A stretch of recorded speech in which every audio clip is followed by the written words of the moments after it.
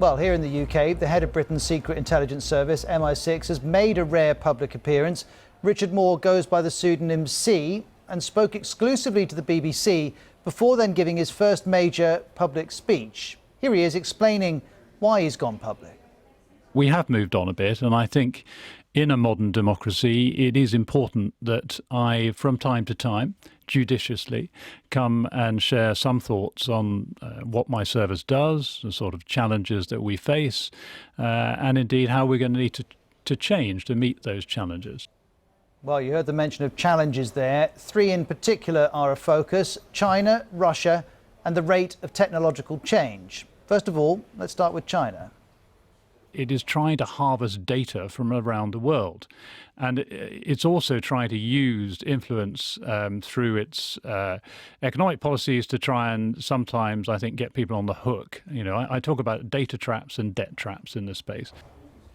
Debt traps and data traps. Well, as Mr. Moore said, debt traps are, I think, as a country may try to assert influence via the debt that it's owed. So one possible example was featured in the Times as it reported today's interview.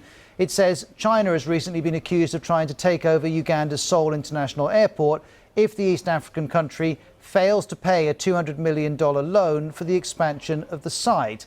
And if that's a debt trap, here's Mr. Moore explaining what data traps are. If you allow another country to gain access to really critical data about your society, over time, that will erode your sovereignty. You no longer have control over that data. Harvesting data is a practice which is far from unique to China, and some would argue China is well within its rights to put its security needs first.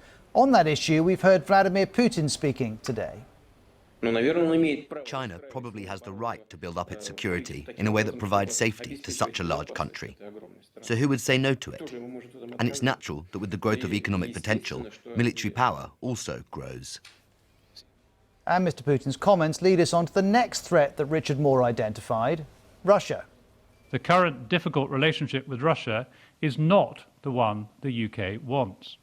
But we will do whatever it takes to keep our country safe and to deter and defend against the full spectrum of threats Moscow poses.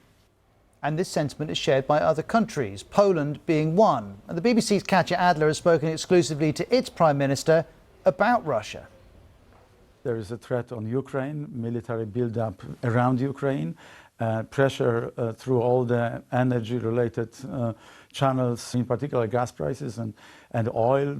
And then Russia is very good at propaganda. They are trying to put enormous pressure on the European Union to disintegrate, to disunite all of us. Well, the Prime Minister there referred to a threat to Ukraine, and in recent weeks we've reported on Russian troop movements close to the Ukrainian border. Here's a recent satellite image showing Russian forces about 300 kilometres from the border. According to the BBC's Sarah Rainsford, that's prompted fresh, even starker warnings from US intelligence circles that a cross-border offensive could be on the cards. Sarah goes on, Moscow insists these US warnings are anti-Russian hysteria. Well, however you want to describe this, it was top of the agenda at the meeting earlier of the defence alliance NATO. The meeting was in Latvia. Here's NATO's Secretary General.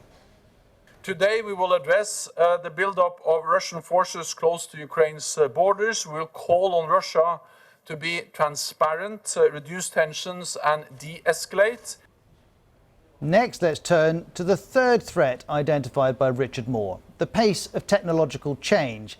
In September, it was revealed that inside the MI6 headquarters in London, there's a real-life Q section. That's right. Just as in James Bond films, this area provides Britain's spies with the latest technological gadgets and developments. But Mr. Moore today admitted that mastering modern technology is no longer something his service can manage on its own. Here he is again. To stay secret, we're going to have to become more open. My mission as Chief is to ensure the successful transformation and modernisation of our organisation and meeting the technological challenge head-on by opening up to an unprecedented degree to partners who can help us master the technologies we need for our operations. The sea change is what Mr. Moore called this new way of working, and there are some people who are concerned that collaborations outside the security services may present problems. Let's hear the analysis of our security correspondent, Frank Gardner. This is somebody whose name, until he took over, was secret, was classified secret. He joined MI6 back in 1987 at a time when we didn't have the internet or phones or, mobile phones rather, and in a completely different era. And what he's saying now is that there is this incredible technological race going on where not only does MI6 risk getting left behind if they're not careful, but the country's national security would be at risk if we're not keeping up in the vanguard of all these technological achievements. And what he's talking about here is things like AI, artificial intelligence, machine learning, quantum computing, synthetic biology, manipulated biological gene manipulation, things like that. Stuff which he says Britain's adversaries are doing. They're pouring billions into it. And by the adversaries, he means specifically Russia and China. And if we don't, we being him and MI6, he said, if they don't partner up with technological companies outside the intelligence space, they're going to get left behind. And it'll be impossible for them to do their jobs. So I have to say that, although this is, okay, I get that they have to do this in order not to get left behind, but there is an inherent risk in this for them. Because if they start going more open, as he's saying they're going to have to do, that's a fantastic opportunity, potentially, for Britain's adversaries to get in there and try and steal those secrets through blackmail, through data leaks, through subversion, one way and another. So it's quite a bold move, but one that he says they've got to do, or else they're going to become an anachronism.